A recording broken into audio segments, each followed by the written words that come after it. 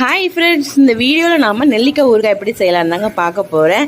ஆக்சுவலாக நான் அன்றைக்கி வீட்டில் செஞ்சு வச்சேங்க. சரி ஒரு ரெசிப்பியாக போடலாமே அப்படின்னு சொல்லிட்டு தான் இந்த வீடியோ போட்டிருக்கேன்.